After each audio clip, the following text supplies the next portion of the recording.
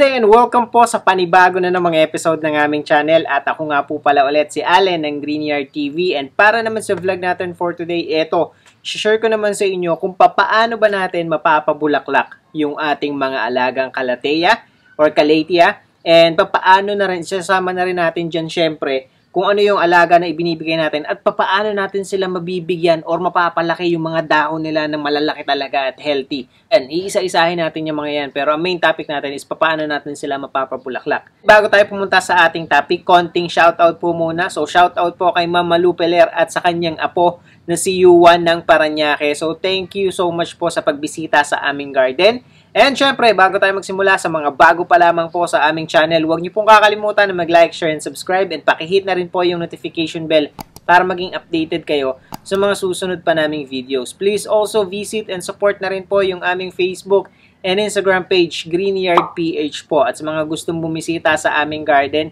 naandi dito po sa screen yung aming complete address. Ito na nga, pumunta tayo sa ating topic. And ang topic natin for today ay kung paano natin mapapabulaklak. Kung gusto nyo pabulaklakin ang inyong mga Calathea at paano na rin tayo magkakaroon ng much bigger at healthier leaves sa ating mga Calathea. So ito, ang pinaka-sample natin dito na nasa harapan natin ngayon ay itong tinatawag na doti. So ang kauna-unahang step na kailangan natin kapag tayo ay gusto nating mapabulaklak ang mga Calathea natin, syempre yung variety. So, pagdating dito sa variety, based on my experience, based sa nakikita ko, syempre, kung halimbawa gusto mo na may Calathea, may bulaklak, pumili tayo ng variety na madaling pabulaklakin. And mga katulad ng Rosio Peak, tayo mga varieties niyan, especially itong mga doti, yung mga medallion, at saka itong mga Warsi-Wixi ay yung mga Calathea na madali siyang pablumen katulad ng naandito sa ating harapan ngayon. So yun yung unang-una na dapat alam natin. So pumili tayo ng mga Calathea na mas madaling pabulaklakin. Kasi although ang Makoyana ay bumubulaklak siya pero napakadalang nating makita. Even before, yung Makoyana is yung peacock, Calathea peacock. Madalang sila and ang bulaklak nila is yung color yellow. Ang pinakamadalas na bumulaklak ay itong Warsi-Wixi ay itong doti. Hindi rin sila nawawalan. Ito yung mga varieties na hahanapin natin kung gusto natin ng Calathea na namumulaklak. And paano natin sila pabubulaklakin? Although madali silang pabulaklakin kung ikukumpara natin dun sa ibang varieties. Pero kung hindi natin na ibibigay yung tamang care para sa kanila, medyo may pagka-imposible na mapabulaklak natin sila. Ibig sabihin kasi kapag namumulaklak ang inyong mga Calathea, ibig sabihin lang yan ay stress-free sila kaya sila ay nakakapag-provide ng bulaklak. Although hindi sila pansinin masyado kasi syempre, ang mga Calathea ay katulad rin ng sa mga Aglaonema or Chinese Evergreen. Napapansin yung mga foliage nila, yung colorful foliage nila at hindi yung bulaklak. Ngayon pa man, katulad na lamang dito sa doti. When it comes sa medallion, ito yung isa or sa mga Rosio Picta, ito yung isa sa pinaka magiging visible talaga yung mga bulaklak nila. Kasi bakit? Patid naman natin na ang kulay ng dahon ng mga doti ay yung medyo dark talaga or yung mga black, tapos yung underside niya yung may pagka magenta ang kulay. Manonotice mo kagad na meron silang pausbong na bulaklak kasi ang kulay ng bulaklak nila ay ganitong kulay. So merong puti na may pagka green, ganyan na lang yan. Pero kung halimbawa medyo madami rin yung nagbo-bloom sa kanila, nakakatulong din nakakadagdag din lalo na nga kapag ganito yung kulay medyo iba dun sa kulay ng bulaklak nila, mas gumaganda silang tingnan. At saka, pagka kasi namumulaklak ang halaman mo, yung Calathea mo, parang nakaka-proud lang. Kasi ibig sabihin, tama lang yung pag-aalaga na ginagawa natin. So, ang next step, pagka meron na tayong varieties na yan, katulad ng mga doti, ng mga medallion, at saka ng mga Warsi-Wixi, so paano ba natin sila papabulaklakin naman? So, isang malaking tulong dyan ay yung fertilizer, syempre. So, kung magdadagdag tayo ng fertilizer, at lalagyan natin ang ating mga Calathea, mas makakatulong yon para makapagpa-bloom tayo ng ating mga Calathea. Although, hindi katulad ng ibang halaman, ang mga Calathea kasi hindi naman talaga kailangan masyado ng fertilizer. Minsan, pag napasobra naman tayo sa fertilizer, ang pumapangit yung dahon nila. Kaya yun yung parang kailangan tansyado natin when it comes sa paglalagay ng fertilizer sa kanila. At saka malaking factor din kasi kapag naglalagay tayo every once in a while, bukod doon sa kung hindi natin habol yung pagpapabulaklak ng ating mga Calathea, sakto lang yung lagay natin at hindi tayo sosobra, makakatulong yon para makapag-provide ng bigger leaves yung ating mga Calathea. Nasa sa inyo naman yan kung alin yung mas kursunada ninyo. Kung gusto nyo ba ay bigger leaves o kaya naman ay yung flowers walang problema. Pero kung gusto niyo mas mapalaki at mas mapabilis ang pagdami ng dahon ng mga calathea ninyo, mas makakatulong kung halimbawa may lumabas na mga bulaklak, ikakat natin sila. Kasi kapag ka namulaklak sila, although healthy talaga yung halaman mo pagka nakapag-provide sila ng bulaklak, pero yun kasing bulaklak na yan, aagaw pa siya ng energy na dapat ay mapupunta sa mga dahon o sa ibang mga parte ng halaman natin na paring makapagpasibol ng mas maraming dahon sa kanila or makapagpalaki ng dahon. Imbis na doon mapunta yung energy na ginagawa ng mismong halaman natin, ay ipinoprovide niya yon para doon sa bulaklak. So, nasa inyo kung ano yung sabihin na nating priority na nyo, yung dahon ba? Which is napakaganda naman sa calathea, o kung gusto nyo yung merong konting bulaklak. So, yun. And ako, sa akin, hindi ko tinatanggal yung bulaklak ng mga calathea namin, ng mga, itong mga doti ko, mapapansin nyo naman dito sa video.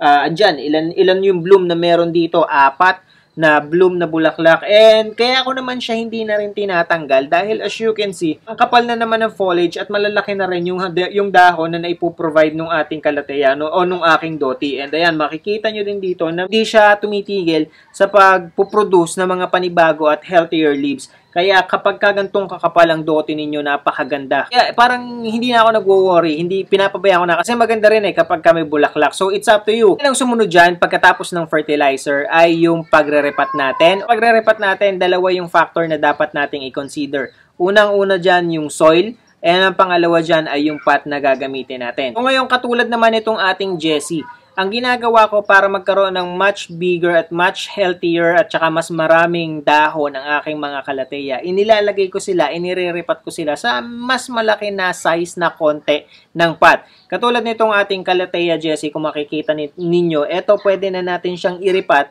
Although, para sa akin kasi may konting space pa siya. Pero kung makikita nyo kasi yung dahon niya, di ba? At saka yan, may pabloom siya na bulaklak. Kung makikita nyo yung dahon na naipoprovide nitong ating doti, or I mean, nitong Jessie pala, ay malalaki na yung dahon niya.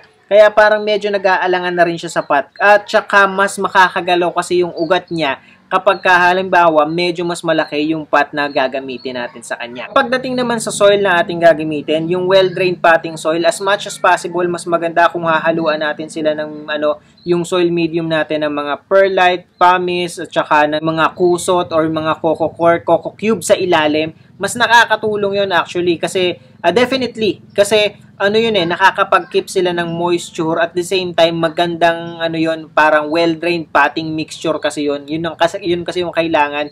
And manonotice nyo naman yan kung halimbawa bumili kayo sa garden shop ng mga calathea. Binuhat nyo kasi, manonotice nyo naman yan doon sa mga manonotice nyo na yan sa garden shop. Pagka ang potting mixture ay parang sabihin na nating soilless, hindi naman soilless, pero most of the time ganun kasi nakakabili kami dati yung mga orbifolia na nabibili namin, sa coco cubes lang siya nakatanim. Tapos yung coco fiber, yun yung pinagtataniman sa kanila, pero healthy and nakakapag-provide sila ng panibagong dahon. So manonotice nyo kagad yan once na binuhat nyo yung pot. Pag binuhat nyo siya at magaan lamang, ibig sabihin, yung potting mixture na ginagamit niya ay soilless kadalasan. Katulad nitong Jessie, medyo malaki yung pot niya. Ayan. Pero ang gaan niya, di ba? Pag kasi ang mixture nito ay ipanampalay at saka soil, hindi ko yan kayang buhatin ng ganyan yung maiaangat mo ng mabilis. Hindi kakayanin kasi medyo may kabigatan talaga kapag ka-soil. Kasi almost kalahati. Mabigat ang soil di ba? Lalo na kapag kabasa. So yun. Kita nyo naman sa pinakaibabaw, parang coco fiber yung nasa loob. Pagkatapos pagka dinukal nyo siya, hanggang ilalim niyan, mas mataas, mas marami yung potting mixture. May mga pumice pang kasama to. So ito ang isa sa pinakamagandang mixture para sa mga calathea. As you can see, ayan naman, healthy naman yung ating Jessie at gustong-gusto niya yung potting mixture na yan. So, pagka nakita nyo na okay naman yung potting mixture na yan, para doon sa inyong mga halaman, mas maganda na yun na yung gamitin natin. Lalo na kung halimbawa magre-repat tayo. Ito, i-repat natin to, pero yun na rin yung potting mixture na ginagamit natin or gagamitin natin. So, ito yung isang magandang example. Pakita ko sa inyo. Etong ating doti na to, magkaiba sila na soil. Ito, yung soil na ginamit dito, yung loam soil na nabibili ng nakapak. And kung makikita nyo, masyadong dense, masyadong nagbubuo-buo yung soil na ginamit dito. And ang kinakalabasan ganito, hindi kasi masyadong hindi siya ganun kabilis matuyo yung ganitong soil na ginagamit. At kapag ganyan yung ginamit, masyadong matagal nagsisit in water yung roots ng ating kalateya, kaya nagre-reflect yan dun sa dahon. Makikita nyo yung differences ng dalawang doti, parehas na doti, magkaiba ng potting medium na ginamit. And makikita nyo yung differences, yung ganda nitong isa at saka yung problema nitong isa. Mapapansin nyo yan, kung halimbawa wala kayong pagbabasihan or pagtutularan, pagpaparisan yung soil, makikita nyo naman na pangit yung soil na ginagamit nyo kapag unti-unting naninilaw yung dahon ng ating mga kalateya at pagkatapos nagdudrop siya. Ibig sabihin nga kasi noon, parang lumalabas na overwatered siya kasi nagsisit in sa water na masyadong matagal yung ugat nga ng ating mga kalateya. Yun yung malaking difference nitong dalawa. Magaan, hindi masyadong kapag ganito yung mixture na gamit natin, hindi masyadong kikip ng water, daloy kagad siya, mabilis siyang matuyo, pero hindi naman in a way na masasabihin mo na totally tuyo kagad kasi kailangan pa rin na at least dry yung 2 inches ng topsoil mo bago ka mag-dig ulit. So yun, mapapansin nyo rin na ito medyo dry yung soil kung ikukumpara natin dito sa isang doti. So, yun yung isang napakalaking factor kung paano natin mapapanatili yung ganda, yung kintab, at saka yung laki at lago ng dahon ng mga kalateya natin. Kung halimbawa, okay naman yung soil na ginamit mo, yun yung potting mixture na ginamit natin, yung more on mga coco fiber coco cubes, at saka yung pumice, at konti lang yung, o kaya soilless potting mixture minsan ang ginagamit talaga kadalasan. Kapag dito, kita nyo naman kung gaano kaganda. Kapag yun ang gamit mo at pagkatapos napapansin mo na hindi pa rin or pumapangit pa rin yung dahon, it's because maaaring ang iyong pinaglalagyan sa kanya kasi halimbawa katulad nito, isa pang factor kung bakit pumapangit, nagfe-fade yung kulay. Mapapansin nyo naman yan, most especially kung dark ang color ng dahon ng inyong mga kalateya na inaalagaan. Pag nag-fade yan, yung kulay ng dahon ng inyong mga kalateya, lalo na kung hindi pa naman sobrang sabihin nating old yung leaf na yon, ibig sabihin nun, too much yung amount of light na nare-receive niya, which is hindi maganda. Ilaan natin na itong mga kalateya, nasa forest floor yan, which is yung pumapasok sa kanilang mga pumapasok sa kanilang liwanag, filtered na. So, direct sunlight dyan, medyo malabo na kasi nasa forest floor sila eh. Kaya mas nagre-rely sila sa humidity.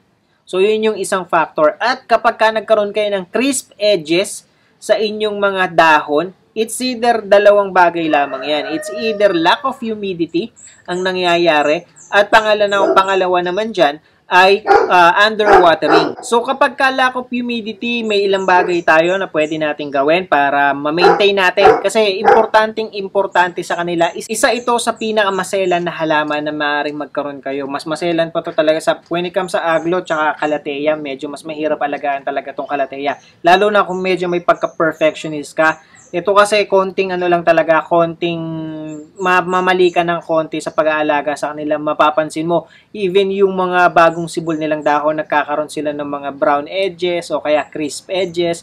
So, yun yung kailangan nating i-avoid. At yan, may mga ilang tips tayo na pwede nating gamitin para ma-maintain yung humidity. Number 1 dyan, yung tray na may pebble na lalagyan natin ng water para hindi naman nakasit in sa tubig yung ating mga kalateya para maiwasan overwatering. So, yung tubig na nakalagay doon sa tray na yon ay unti-unti siya, yung pag-evaporate nun, siya yung makakapag-create ng humidity doon sa palibot ng ating halaman. Pangalawa naman dyan, pinakamaganda kung meron kayong humidifier. So, kung may budget naman tayo at may mahilig tayo sa kalateya, pwede naman tayong mag-invest talaga sa humidifier. Hindi lang naman yung halaman o hindi lang naman yung kalateya ang kailangan nating lagyan ng humidifier. Mas maganda kung halimbawa may humidifier ka na pagkatapos sama-sama pa sila. Kung meron kang isang room na purong puno ng halaman, perfect yon para sa kanila kasi nakakapagpataas sila ng humidity kapag katabi-tabi yung mga halaman. And dapat nyong tandaan talaga, wag nyo siyang patatamaan ng direct sunlight kahit anong mangyari. Dahil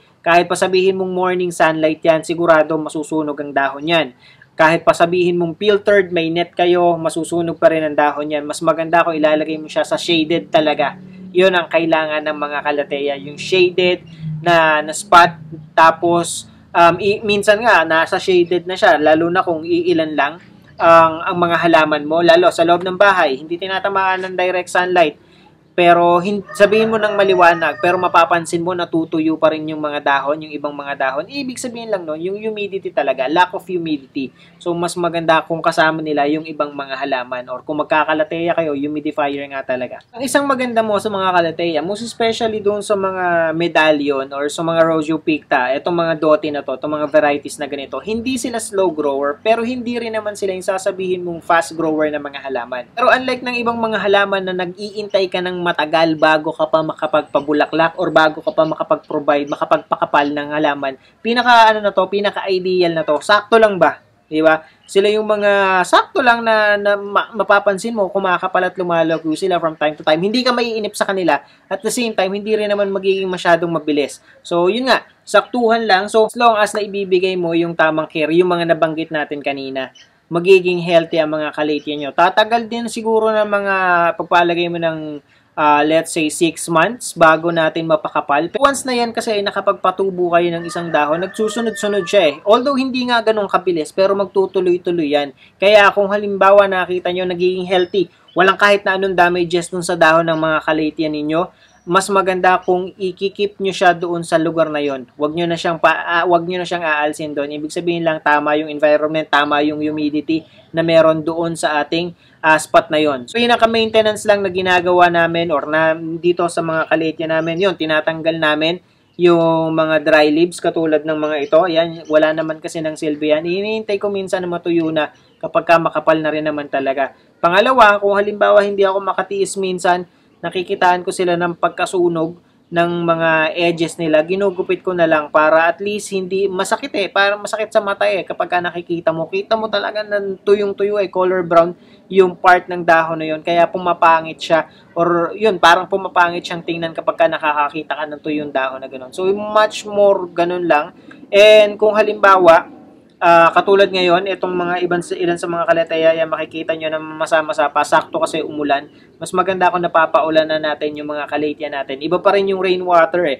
Kung ikukumpara natin doon sa mga ginagamit natin or yung kinukuha natin sa gripo mismo. So, mas maganda pa rin kung rainwater. Kung halimbawa uulan at hindi pa naman kayo nakakapag-water ng mga halaman ninyo, mas maganda kung ibababad or ipapaulan na natin sila. Papansin nyo naman yan eh, kapag okay yung soil, okay yung watering nyo, manonotice nyo yan na magiging maganda at makakapag-provide talaga ng malaking dahon yung inyong mga kalateya. So ito, katulad nitong ating Jessie ngayon. So okay yung watering natin, okay yung soil na ginamit natin. Kaya tingnan nyo, nakakapag-provide sila ng mas malaking dahon. Compare mo dito sa itong dote na to, ito kasi nilagyan natin siya ng fertilizer eh. Isa to sa pinag-eksperimentohan natin, ginamitan natin ng MSG, and so far so good, wala namang masamang or side effect, hindi naman nakasunog ng dahon yung ating MSG, basta control lamang. And kapag itong Jessie ay na-transfer pa natin sa much bigger pot, ayan, nasa smaller pot nga siya, pero tingnan nyo naman yung dahon na naipoprovide niya, ang lalaki at healthy. And kapag na-transfer natin siya sa much bigger pot, mas makakagalaw kasi yung ugat niya, sigurado mas kakapal siya, katulad ng nangyari dito sa ating doti. Ito naman kasi yung halaman, kahit hindi ganun kalalaki yung dahon, basta consistent siya, tuloy-tuloy sa pagkakaroon ng panibagong dahon, ang ganda pa rin pagmasdan eh. What more, kung halimbawa malaki na, tapos malago pa yung mga dahon na naipoprovide. And yun yung target natin. And sa mga nagtatanong, ano ba, para magkaparehas lang, di ba? Ano ba yung kaibahan ng doti at saka ang Jessie? So, makikita nyo, ito yung isang difference niya. Pareha sila ng dahon, pareha sila ng sabihin nating pattern kasi meron silang kulay pink or kulay magenta sa loob ng dahon nila. Pero, yung size nung anong yan, ang Jessie kasi malapad yung parang color pink o yung patterns doon sa pinakaloob ng dahon niya. Unlike dito sa doti na manipis lamang yung patterns na nando doon sa dahon niya. Pero pagdating naman sa underside niya, parehas lamang, walang pinagkaiba. And sa bulaklak na ibinibigay o pinuprovide niya, ay the same lamang din sila. Ito lamang kalateya, kung mapapansin niyo, ito, dito na rin tayo sa doti magtuon, medyo wild siya kapag nagkakaroon ng panibagong dahon. Kasi parang ang nangyayari dyan, nanggagaling siya sa pinakailalim, nakalubog kasi sila eh. Tapos magkakadahon sila, unti-unting susulpot, galing sila sa ilalim. Unlike halimbawa ng mga aglo. Ang aglo kapag nagkaroon siya ng dahon doon sa pinakaibabaw. Pinakaibabaw siya magkakaroon ng panibagong dahon. Unlike nito, sabog-sabog siya, nanggagaling siya ulit sa ilalim o sa soil mismo, doon ulit siya nagmumula yung panibagong dahon niya. Na which is, kung titingnan mo naman, kadikit pa rin naman siya noong pinakapuno na nakalubog pa rin doon sa soil.